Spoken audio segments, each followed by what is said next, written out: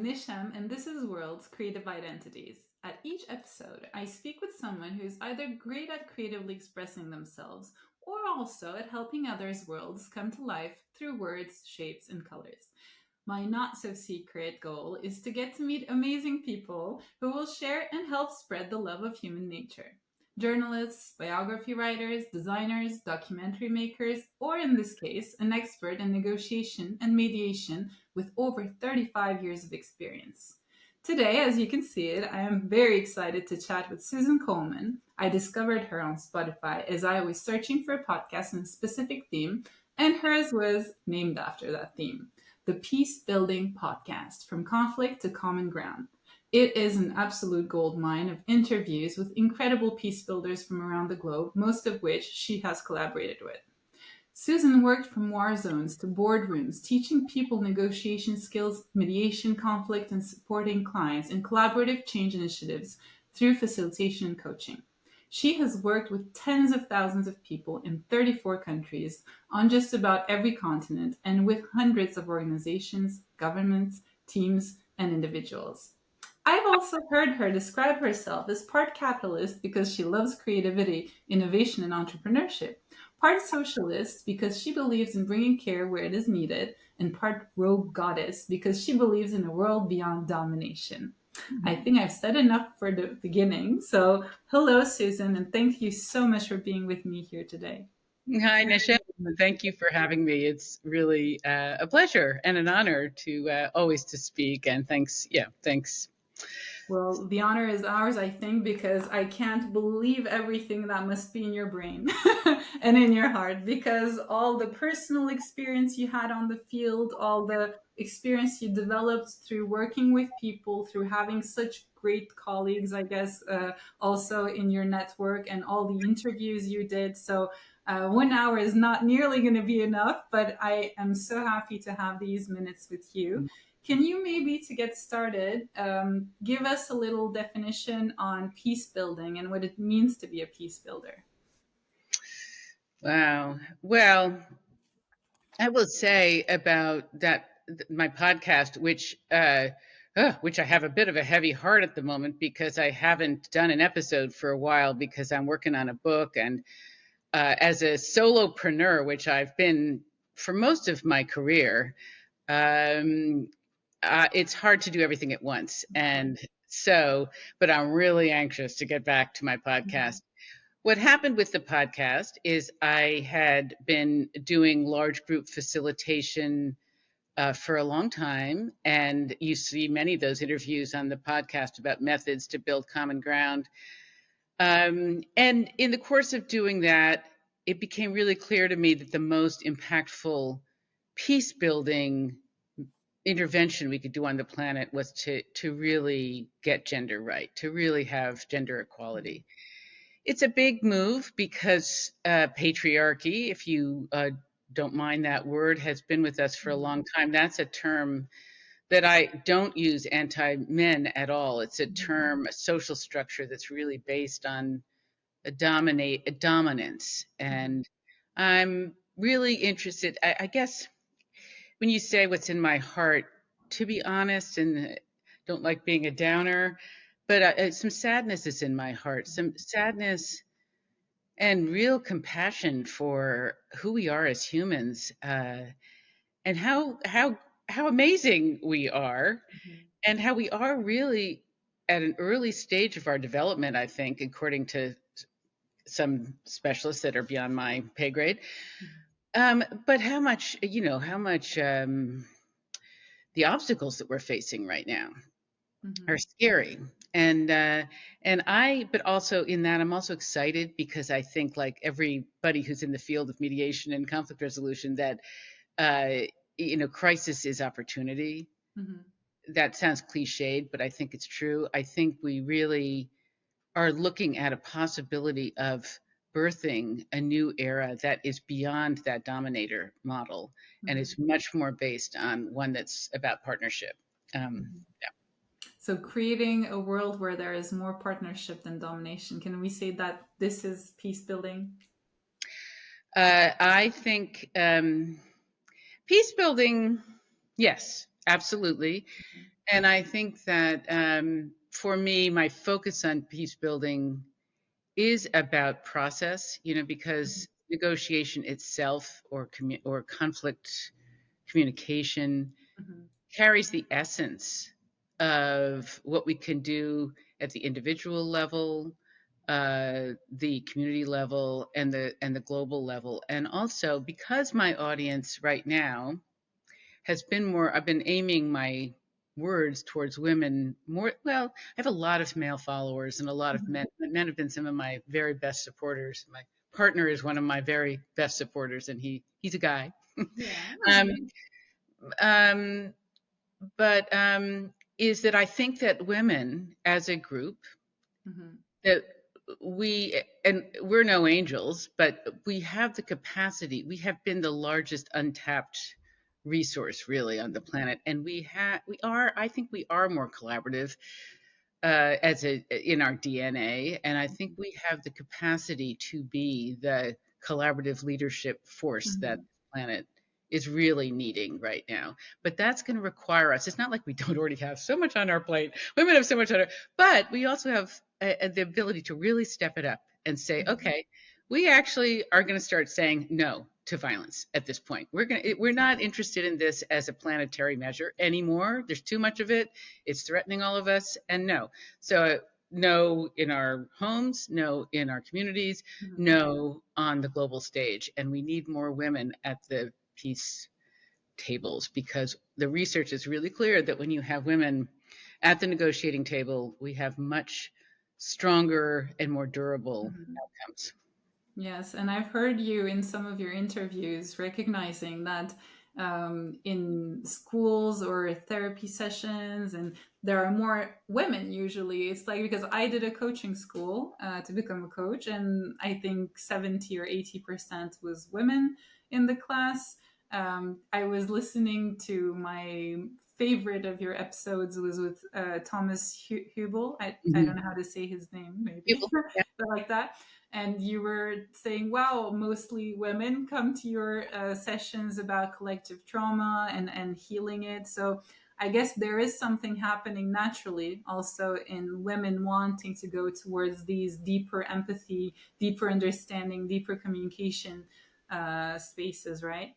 I think so. I think so. And I think what we have to be careful as women of doing is you know, there's a tendency to revere the feminine but disparage it, in fact. And I think women are guilty of that as well. Sometimes we will side with the masculine side, either by, and I'm not saying all, I think humans are both masculine and feminine. Yes, We're not one or the yin other. and yang. But but but I think we can stand proudly for some of what the feminine is, because I think many of us relate to it in both in our professions, like you Mhm. say. If you look at the coaching profession, a lot of women. If you look at the therapy profession, a lot of women. If you look at the peace building profession, a lot of women, because I think we are intuiting and Mhm. feeling that we can create a different world order. I mean, I think also, I don't know about you, but I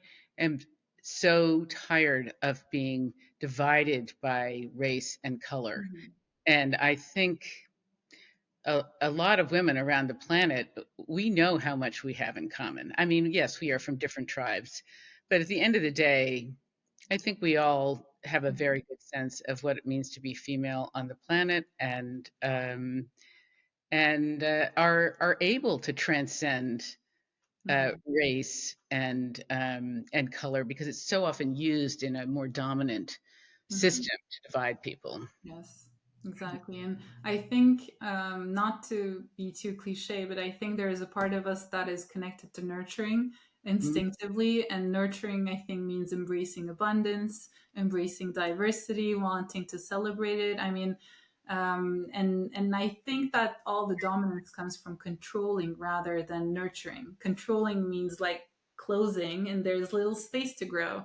And as growers, I think the yin and yang separation brings a little bit of that too. Like we need the space to grow, the space to have multiple types of individuals, whether it's gender, sexual choices, any kind of identity, I think is really, I mean, this podcast is called Creative Identities. It's not always clear, but that's what I mean by it too. To have the possibility to create from what we were born into, and to meet others. So there's a question I really want to ask you. So I wanted to ask it at the beginning, so we're sure we have the time for it. You speak about systems a lot, and that's the part that's really interesting to me as well, because throughout what I have been reading and listening to, I can see, as you said, that there are multiple levels at which work needs to be done. The levels of urgent mediation to resolve the conflicts, to negotiate, but then also on community levels, on individual levels, people who don't know why they behave the way they behave. Can they really go towards peace when they're acting out of anger or fear? So, if you had a magical wand, how do you say One, yeah. wand, and you could put in work a roadmap globally, how would that system be changing? I know this is a very big question, and we can't answer it like this, but do you have some fantasies of, if I had the power, this is exactly the plan I would like all the countries to operate, whether it's on education level, society level? What's your dream system change? In very short words, I would just say in circles versus. Okay. And what I mean by that is, I think that, I mean, I was trained as a lawyer, and I worked on Wall Street for a while as a litigator. And, I think that is the essence of it's in the United States, it's referred to as the adversary system.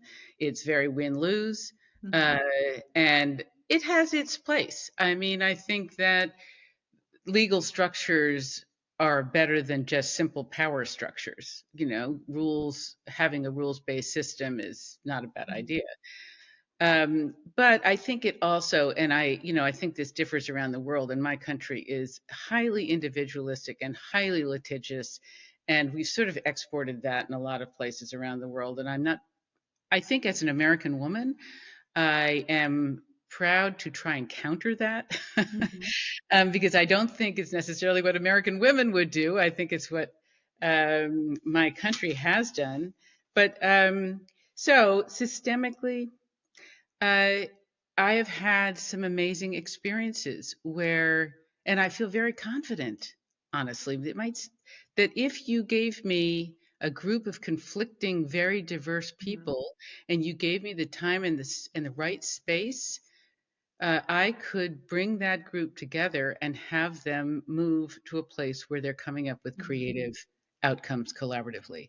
And I've done it enough times that I really believe that it's true. I think sort of parliamentary structures often lead to more adversarial debate. An Mm-hmm. adversarial debate ends up in a kind of escalatory win lose, one side trying to Mm-hmm. dominate the other.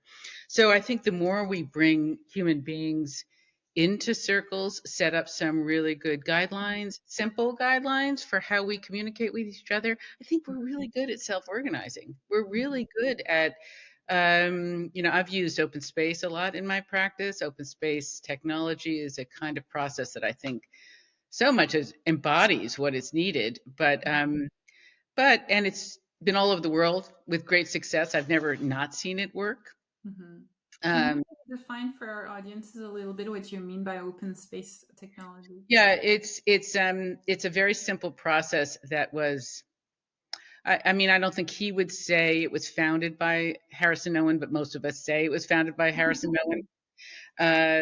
And it's you just if you have a conflict that's as many as 1,000 people, and you want it done yesterday, you can use the process of open space to bring them all together Mm-hmm. through a process of invitation, and you can have one facilitator, Mm-hmm. and it's sort of magical, the whole thing. Uh, and with very simple guidelines, there's only one rule, which is the law of 2 feet. And the law of 2 feet means that open space, I will say, works on passion and responsibility. So you come up with a theme for why you're there. Mhm. And then everybody, one of the guidelines is that everybody's dedicated to using their passion and responsibility to work on that theme for Mhm. the time that you have. And the one law is that if you ever feel like you're in a space where you're not contributing, you have a right. In fact, you have a responsibility and a right to use your 2 feet to go somewhere where you can contribute to actually that theme.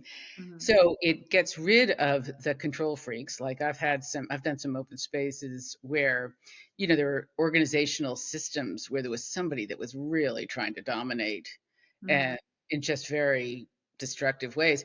And what happens in an open space is people just ignore them. They just move on. They go somewhere else. It's very That's funny. great. There's no trying to control the agenda or whatever. So I won't go into detail about how, but if you're interested in open space, there's Open Space World. I think .org is the website Mhm. that talks I'm a lot gonna more look. about it. And I have some podcasts about it. I have an interview with Harrison Owen, Mhm. but I also wrote about it recently in my Substack. I have a Substack which Yeah. I'm blogging weekly Mhm. on women negotiation and collaborative power. And one of my Substacks, I don't know, maybe 3 months ago, was Mhm. about the contrasting open space. Well, I talk about my clothing because my clothing so personified it. In my legal world, I was more, in man mode with my Mhm. suits, and in Mhm. my open space mode or my facilitator mode, much more flowy Mhm. clothes, much more goddess like clothes. So far prefer. Oh, I love it.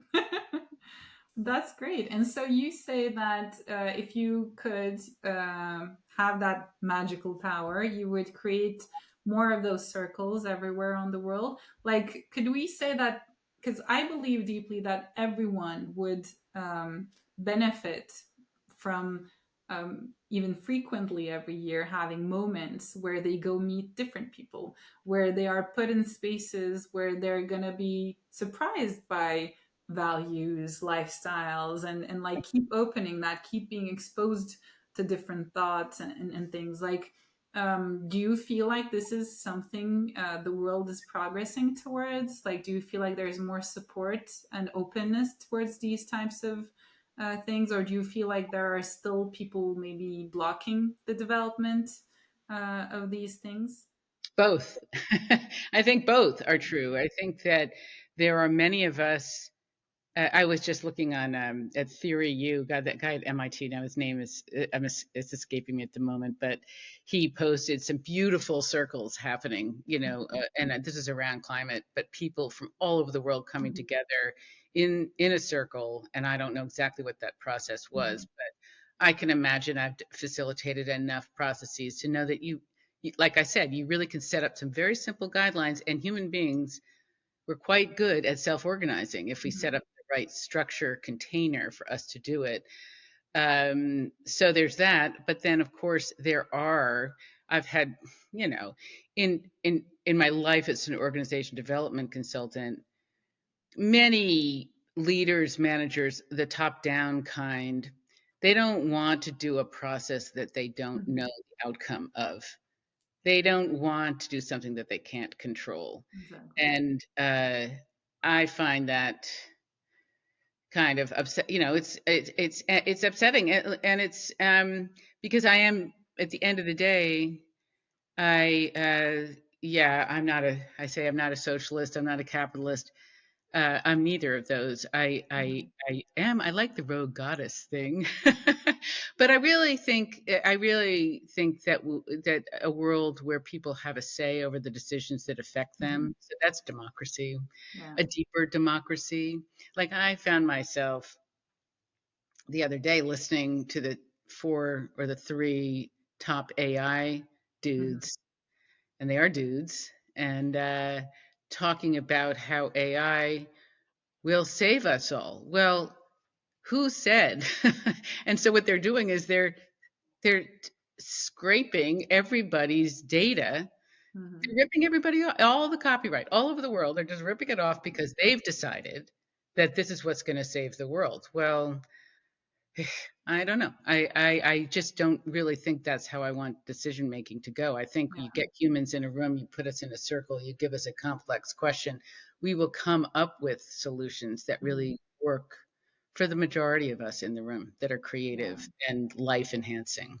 And I mean, I think the issue there, in my opinion, also is that when they want to save the world, what is their goal? Because how do they define the saving? Because for me, a world in which we don't develop the wisdom of understanding what's happening within and how did we land here, like you talked a lot about, like with your interviewees, about digesting the past, like how Mhm. do we build a better future without having digested the past? And with AI, my fear also is that everything is going faster and faster, even less time for digestion. And so, uh, who are we going to end up being? Like, if the AI saved us, cool, game over, and we didn't even go through our own challenges.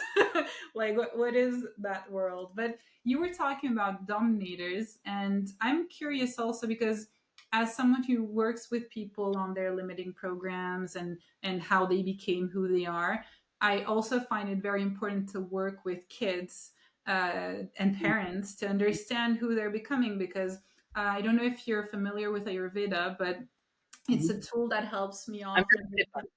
sorry. I'm very pitta. I can see it. But yeah, and so that pitta, when you found your purpose, for people who don't know what that means, pitta people have a lot of drive, a lot of passion, and they need a purpose. If they don't have the purpose, then instead of being creative and constructive, they can become destructive. And so when there is a pitta kid and the parents don't know how to feed them, then instead of becoming great leaders who bring change positively, then they can create the problems and become dominators as well. And I feel like it's not okay. Like you were talking about legal rules, and I feel like when people go to power positions, like whether it's in a company, in a country, in a community, I feel like they owe it to everyone to have done some work on themselves.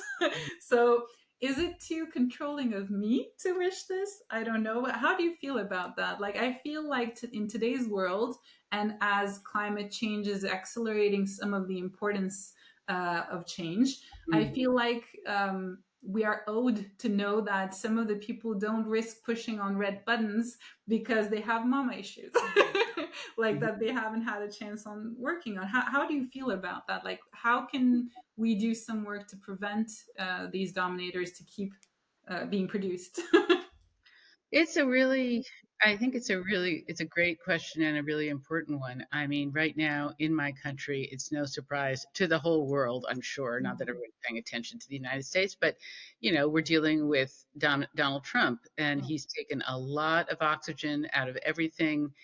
He's affected many movements in other parts of the globe, and of course, Mhm.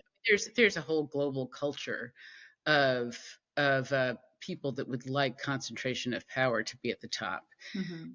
And I guess Donald Trump has been their man because he's a good salesman. And but the thing that I think for women that we need to really, really ask ourselves is how much we enable that behavior. Mhm. I think there are a lot of, and again, I'll refer to what's happening in my country because it's such a crisis point at the Yeah. moment. I don't think that Donald Trump is going to prevail. I just am choosing to believe that, but Mhm. it's scary because we may suddenly be looking at a fascist situation in the United States, which Yeah. is really scary because I think it will reverberate it, the world. Whatever, we're a very small planet, Mhm. um, but but the role that there are women that are his key mouthpieces, and they're the key they're big enablers of him. Mhm. And I think if as women, when I say we can be the collaborative leadership force that the planet needs, that requires us to really transcend any tendency we have towards Mhm. codependence, any tendency we have towards not really fully embracing our power to lead, to influence, not to dominate, but to lead and influence and really participate in the world and say, no to bullies like Donald Trump, Mhm. or people that want to use a dominator model, because I don't think it's working anymore, and I think it's killing nature. Mhm. It is killing nature. I don't think it is, Mhm. and I think one of the things I think about myself as a woman, and I think many of us who are living in female bodies is, and particularly those of us, well, many of us who have had children, we know the ferocity of wanting to protect our children. And Mhm. I, at this point, feel so angry that my Mhm. kids are looking at a world that doesn't look like it could support them. It Mhm. makes me furious. And then it makes me um, hopeful. Well, I'll continue with the fury for a few more minutes. I think the petrochemical industry is very parallel to patriarchy. I wanted a blog called Petromasculinity, because it's just some of these companies are like ExxonMobil. It's like, well, we realized that we could make money off of wind and solar, but we're just not going to make as much money. So we're going to Mhm. abandon all of those techniques. And then I hear them, they're advertising this morning about carbon capture and Mhm. which is not a real solution. They're just doing some more, and the people that they use for those ads are always black women. And I'm like, oh Mhm. my God, they're Don't such like yourself being used. Yeah. they're so evil, really. So um that makes me really frustrated. But then and now I'm losing my train. I think my point is to be hopeful, because I think it's just to really Mhm. put inspire Mhm. women as a group. William Ury, who has been a big influencer to me, he wrote the book Getting to Yes. He just wrote a wonderful book, Possible, that I did a book review of on Mhm. on my podcast. But he talks about the power of the third side in conflict. Mhm. And I wrote to him after I did the book review. I sent it to him, and I said, I think William, I think women really are the third side on this planet. Mhm. We haven't always realized it, but we really. He said, Absolutely, we Mhm. are. We are." And I think the more we realize that, the more Mhm. we realize our power in that, the more we realize our tendency to be networked, to support Mhm. each other. I'm not saying we all do this, but many of us, I think, can do it more intuitively. Mhm. I I get annoyed at the word gossip, because and my partner, he sometimes has used the words, and I say, it's not. It's, yeah, because women like in the United States, in the Mhm. Salem, in the early days of the country, women who were supposed gossips, literally, was awful, would like get put on these stands in the public square, and I think they put, it was like awful, like torture things to keep their mouths open, and Oh. I but the reality is, I think I have a different frame on gossip. I think women talk to each other. We do, we Mhm. talk to each other. Like in Yeah, my community, it's the women talking to each other that really kind of networks the mhm. community. That's true. Um, and yeah. So Yeah, I think we're the nervous system of the planet. We're like sending each other the information, and yeah, also like we're each other's therapists also, like with our best friends, like allowing each other's feelings, and yeah, yeah, yeah, yeah, yeah, it's a yeah. natural system. Mm. And I also like to talk about the kids that we were before we become who we are. So, what kind of girl were you? Like, I always love to ask the question, what was your favorite? What were your favorite games? That helps us understand your mind a little and how you became this peace builder that you are today. Yeah, my favorite games where I was blessed to live close to the natural world, and I spent a lot of time in the natural world. Hmm. And for instance, I spent a lot of time at my grandparents' house at the east end of Long Island, which at that point was pretty rural. And my best friend Meredith and we went out into the woods, and we found these boardwalks that had been thrown away or something, and we tied them together, and we found sticks, and we kind of made these Kontiki rafts, and we would, just Oh, float, cool. float through these shallow ponds looking for box turtles and things like that. And so that's what first comes to mind. And we also, my friend Meredith, who's no longer with us, we also would spend a lot of time underneath bushes with dinky cars that were little, miniature cars and trucks, and we would Okay. we would build roads, and I don't know, and we just spent hours doing that kind of thing in the dirt. I spent a lot of time in the dirt or in nature, which I love it. lucky me. It's funny because I just had lunch with a lady who has a powerful position in here in Luxembourg, and we were talking about Ayurveda, and she said I asked her her favorite games, and she literally just talked about matchboxes, cars, and trucks, and then Oh wow, same thing. Matchbox. running What's outside. Dinky Matchbox? That was the name of them. Yeah. Yeah, and I believe she's a Pita as well. Like the fact of being outside, being free, having sensations, physical sensations of either the car going fast or the wind in your face, and seeing that you've been everywhere in the world. I think you need that kind of natural courage and passion for exploration to do things like this. So, okay, now we can visualize a little bit the girl you were that is today empowering the women and people around the world. If you had a top three of places you've been to where you feel like it's made your world bigger, like wider, because you learned things, Mm. where would those places be? Whether it has been professionally or personal on your personal time.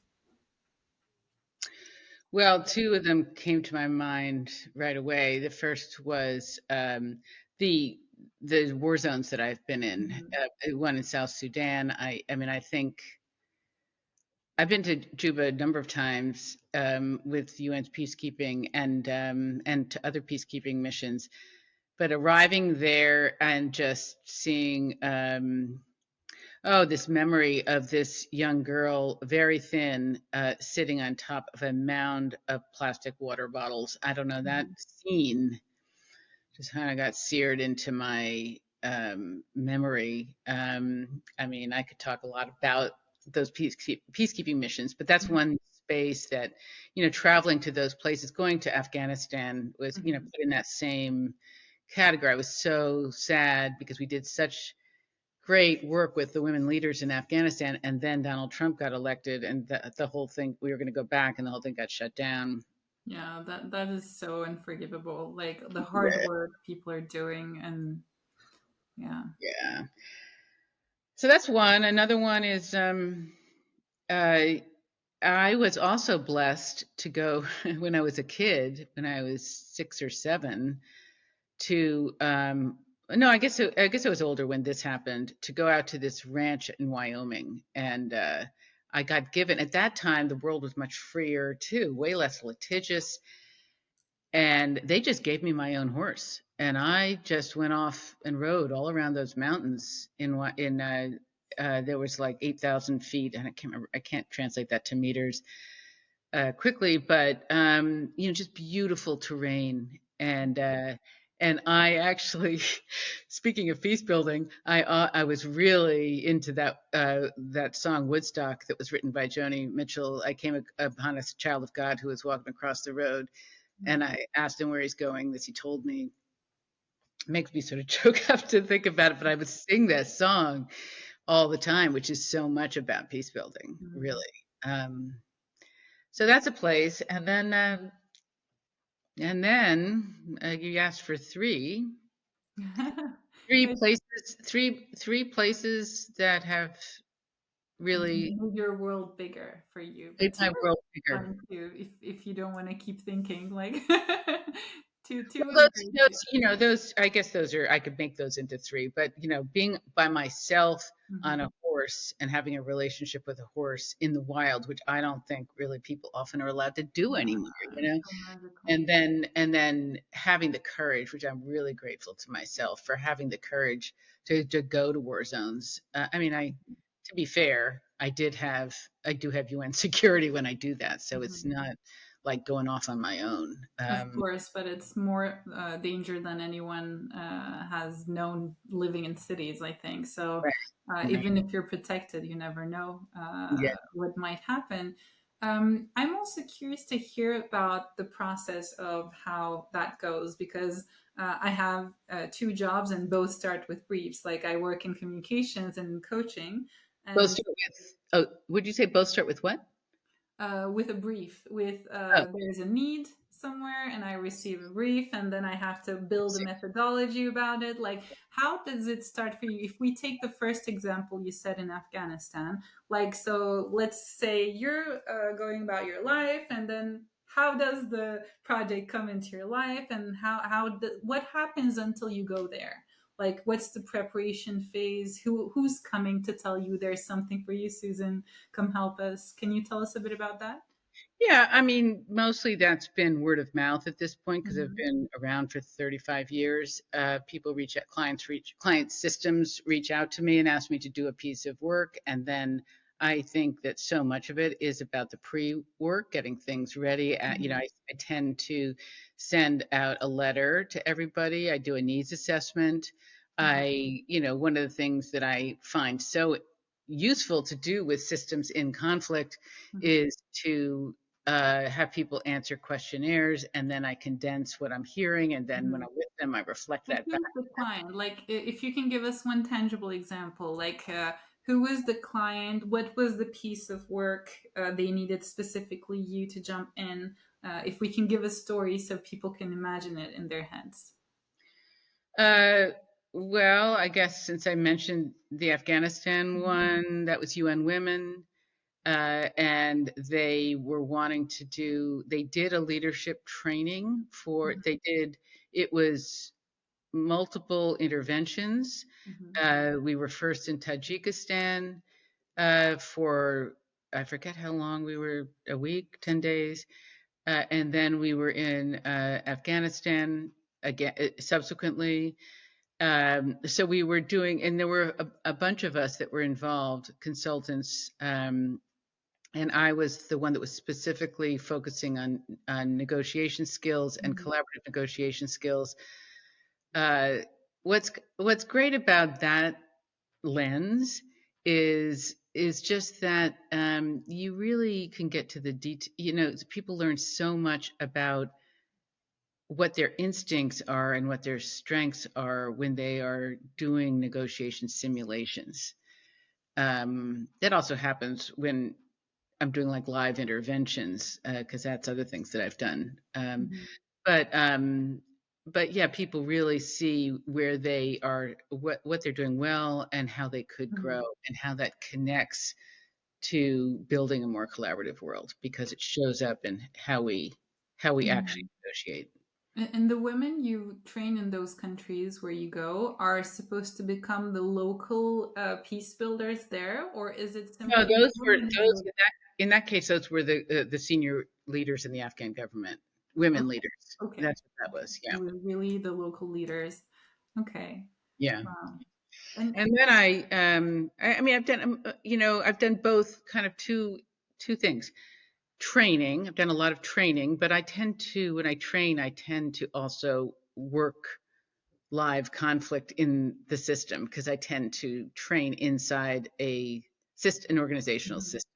So inevitably there's conflict, and I mhm, will work it as part of the training program. mhm, And then I have done interventions. I hate that word, but um, I did one in South Sudan with a leader that was really imploding, mhm, and but I tend to work systemically. I worked when I was doing that work. I worked again. That was through the UN system, but I worked both as a coach. I mhm. worked as a facilitator. I worked as a mediator. I was doing lots of different.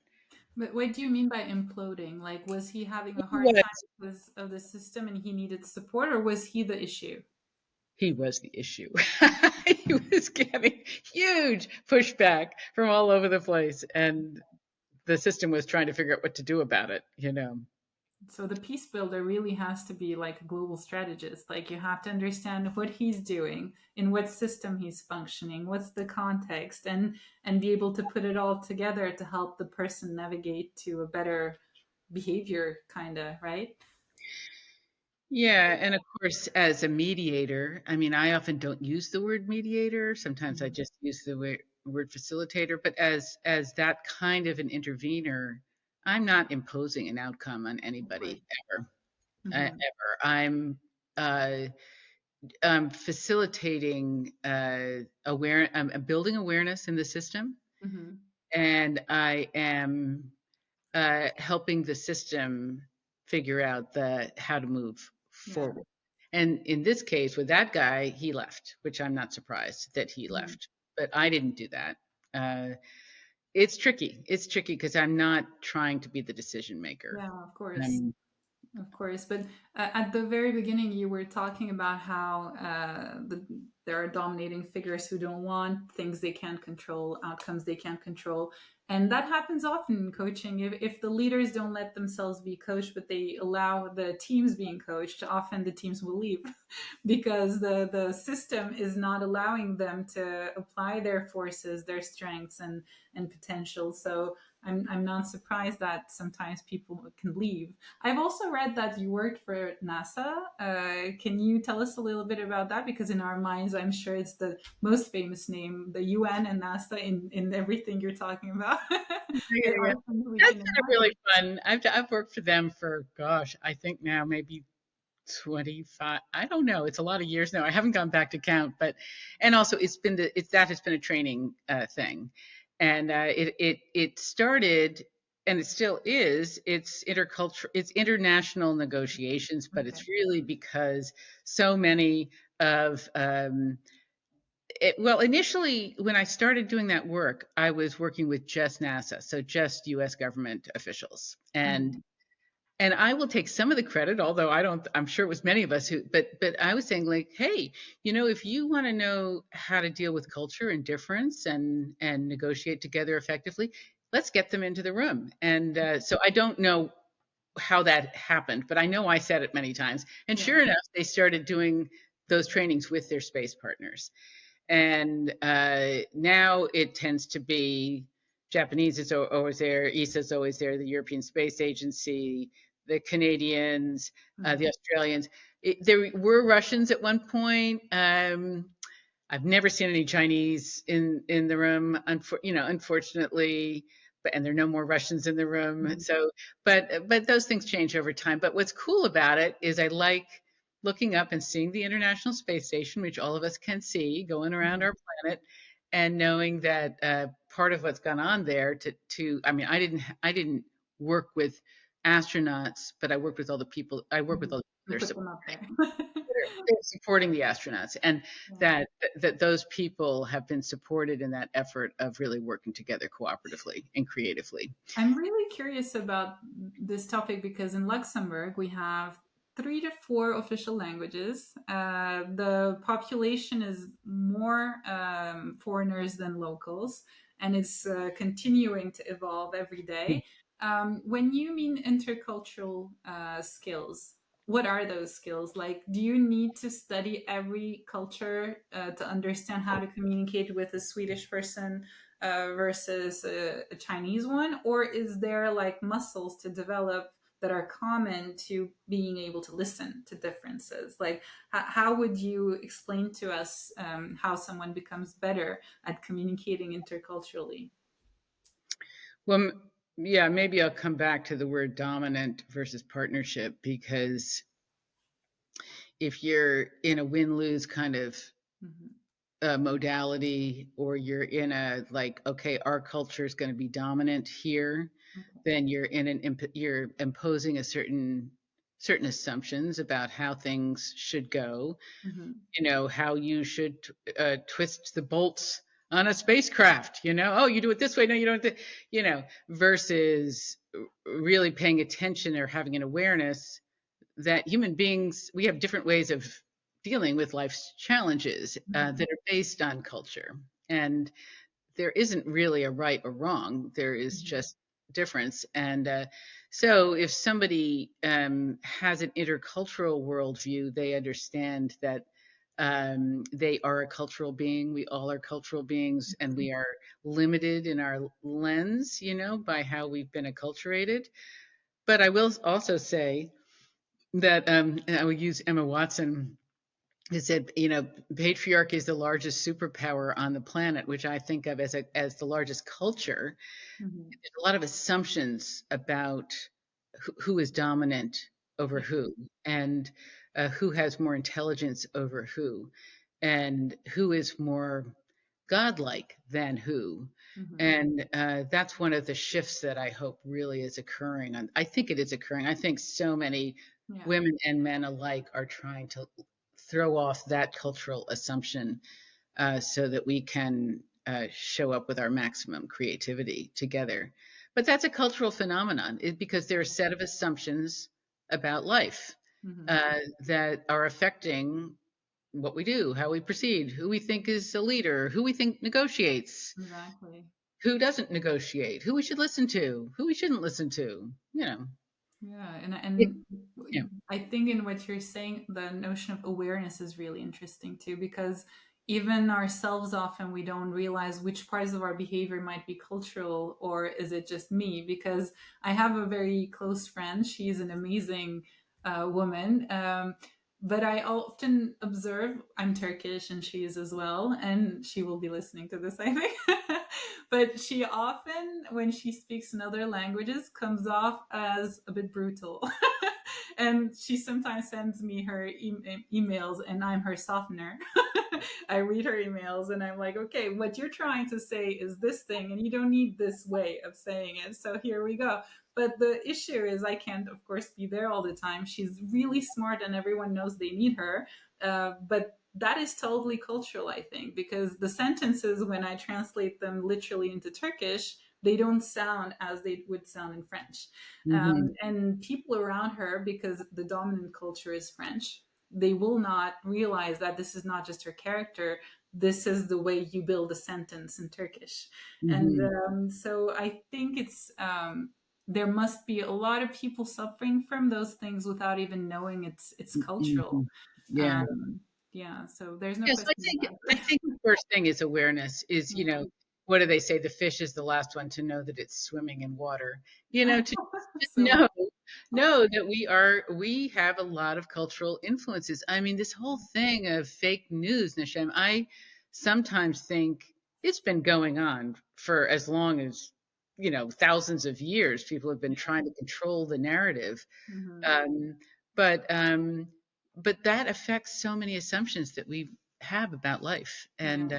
and I think if women, as right now, what I'm like talking about is us becoming that collaborative leadership force that is so needed on the planet. Mhm. It will require that we transcend that a lot of that conditioning that has made us feel Yeah.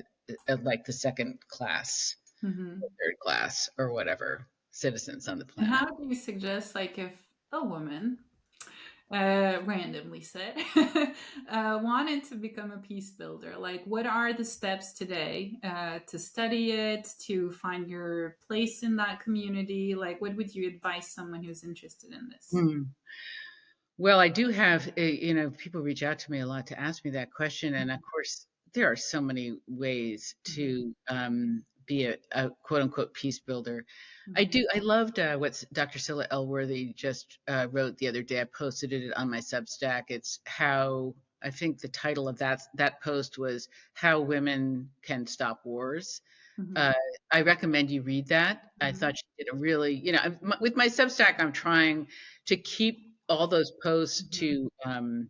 to 1,000 words. So, something that people can read in a short period of time. Mhm. So hers was, it was a short piece, but it really talked about, you know, all these different levels of system, what you Mhm. can do at home, what you can do at work, what you can do, and then the need to have more women at negotiating tables. Yeah. But the reality is, you know, 1 in 4, 1 in 3, I think it's 1 in 3 women are still subjected to sexual assault in our Mhm. lifetime globally. That's a lot of people. Mm-hmm. And uh, so becoming a peace builder, part of it is recognizing that those things are true and getting out of any kind of haze that we might be in and saying, okay, no, we're going to create a different kind of world order where we feel safe to start with. Mm-hmm.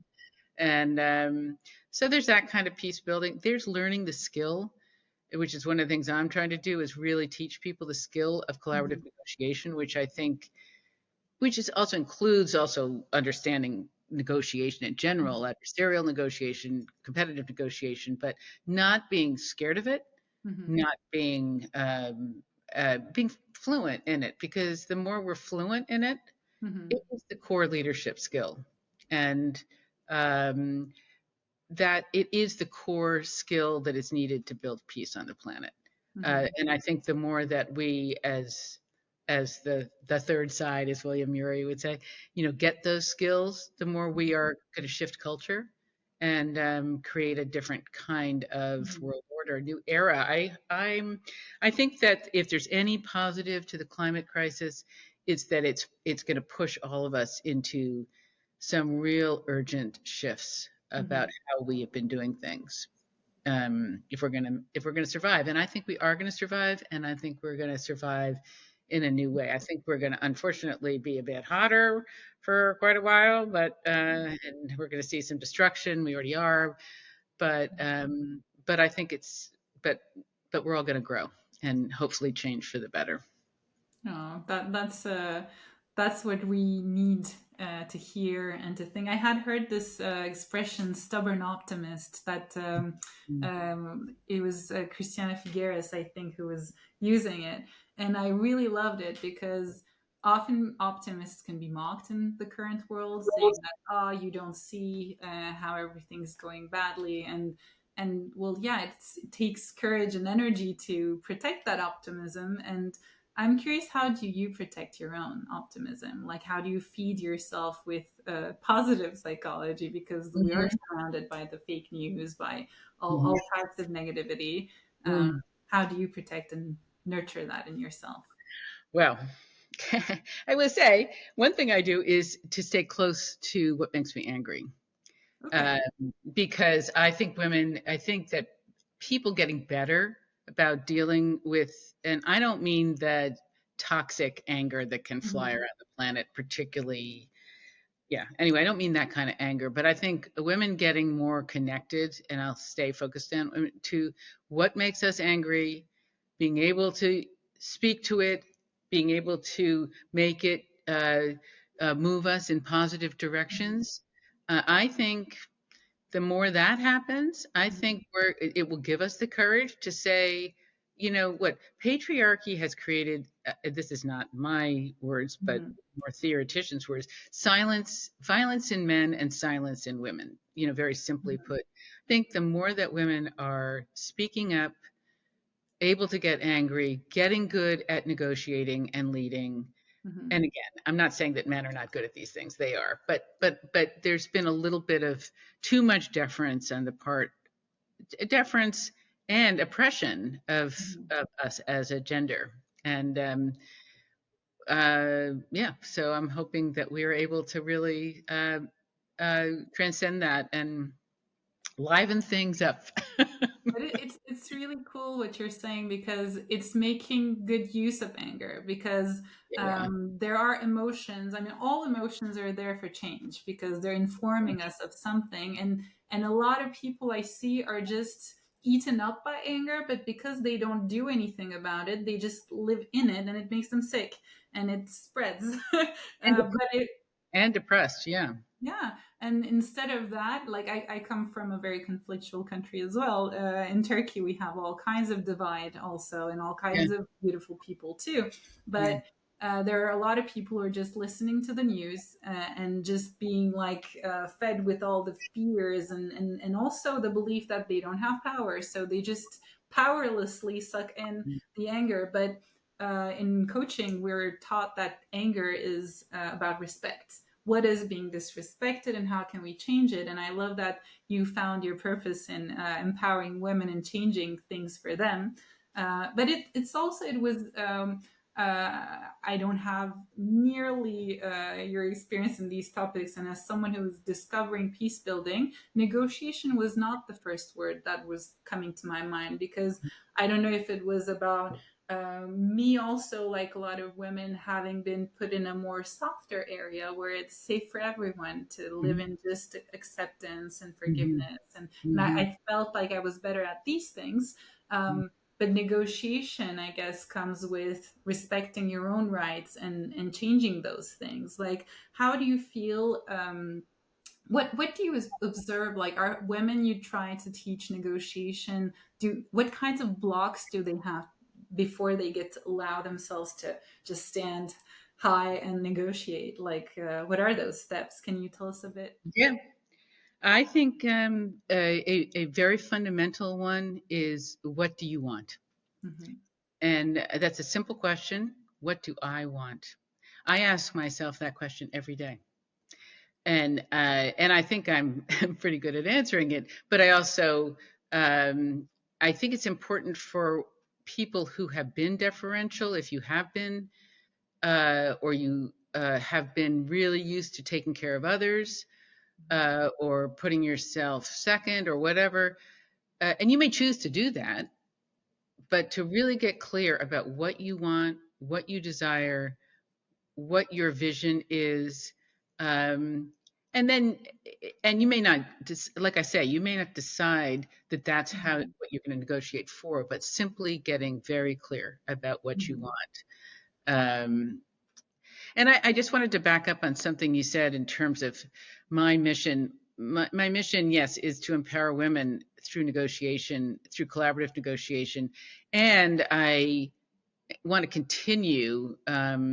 My book isn't. I want to continue with what I've been was doing in the podcast, which is, I think there are a lot of processes that bring in much more of the feminine. And what I mean by the feminine is an instinct to care for each other. Hmm.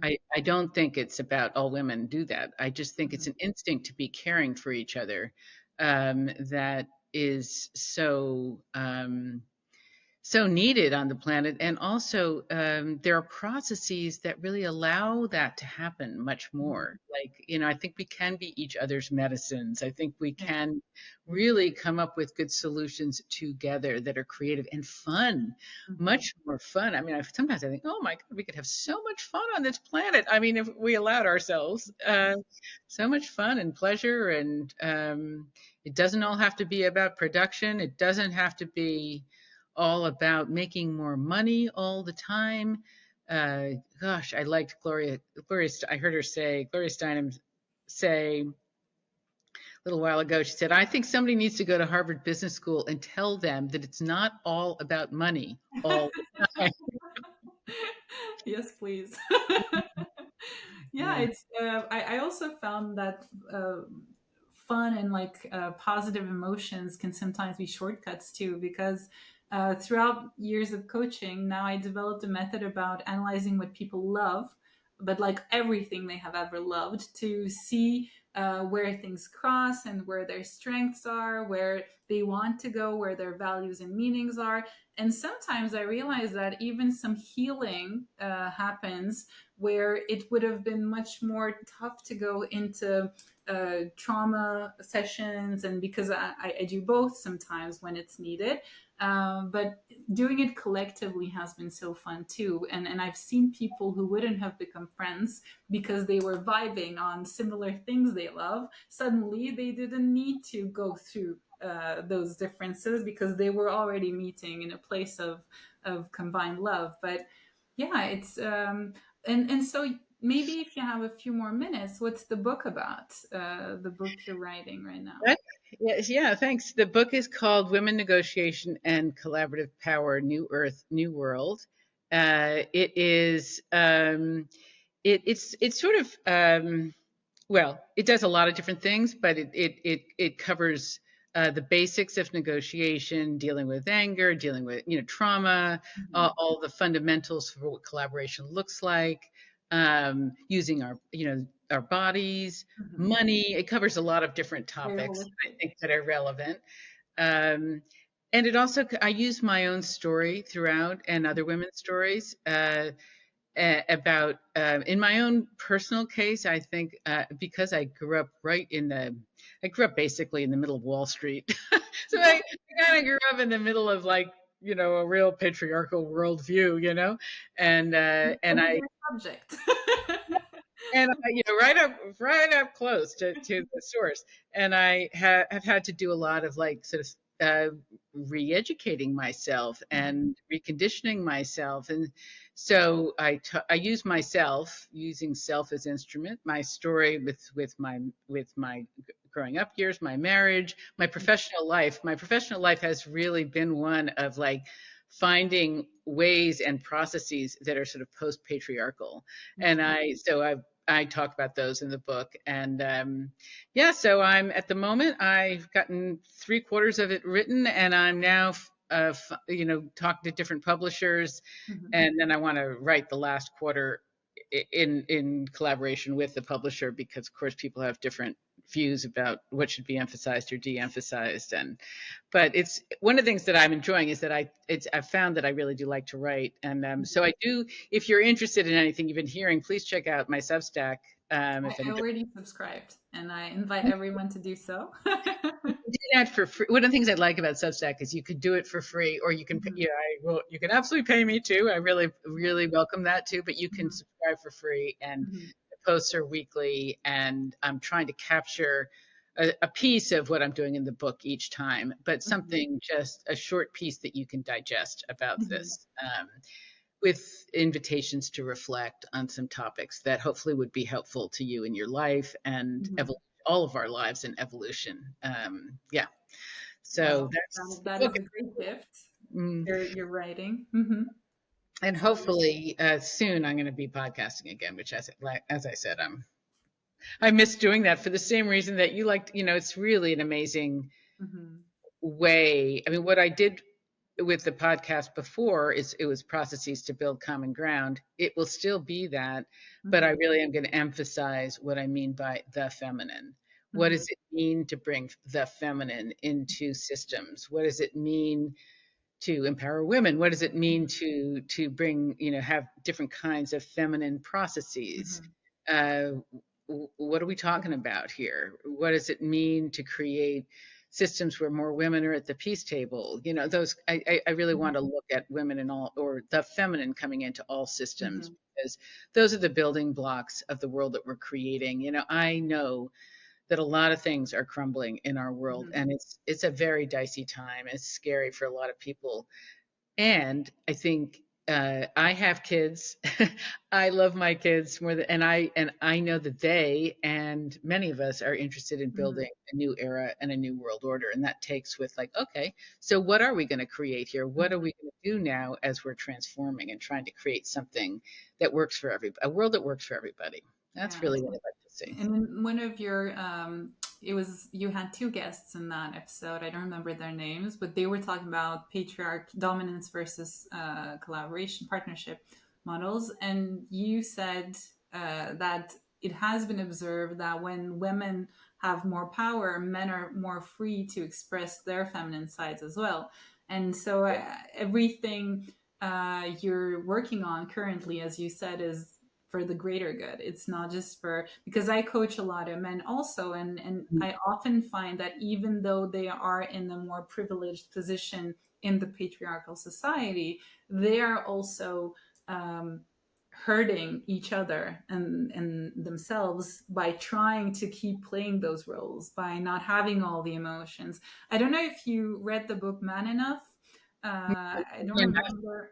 Man Enough, and it's written by what's his name? He's like a really he's an actor in like a romantic comedy series, and he talks about how he has been objectified as the handsome muscly dude, but like there's a moment where he says that when he was young he was very scared of heights, but although he was very scared he still did the bungee jumping when his dudes were watching out, because the fear of dying was less scary to men in this system than losing face in front of the other men. So at the end, they're gonna win too if we win together. So 100%. I mean, just looking at, what's happened in organizations, because of course, women coming into organizations is probably the largest change to organizational life Mhm. that's happened in the last 50 years. Mhm. And a lot of that's benefiting men, which in good ways, Yeah.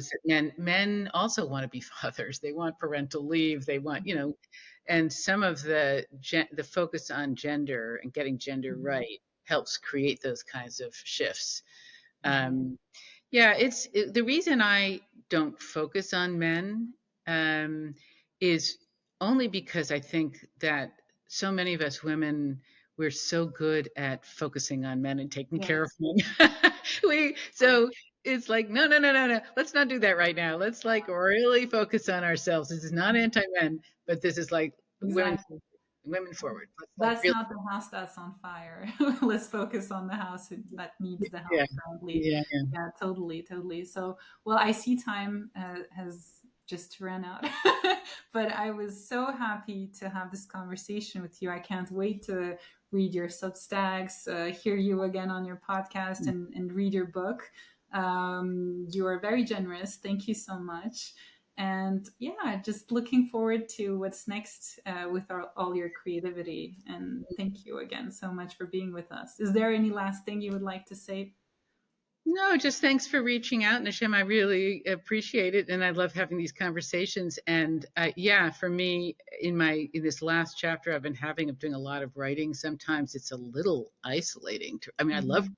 but it's a little bit like. So I really appreciate having a conversation because at the end of the day, I really just would like to see if I, create value for people Mhm. and help all of us in the conversations that we need to have to create a different kind of world order. And so do check out my Substack, Susan Mhm. Coleman .substack.com if you're Mhm. interested. It's the easiest way to connect with me, or susancoleman.global is my website.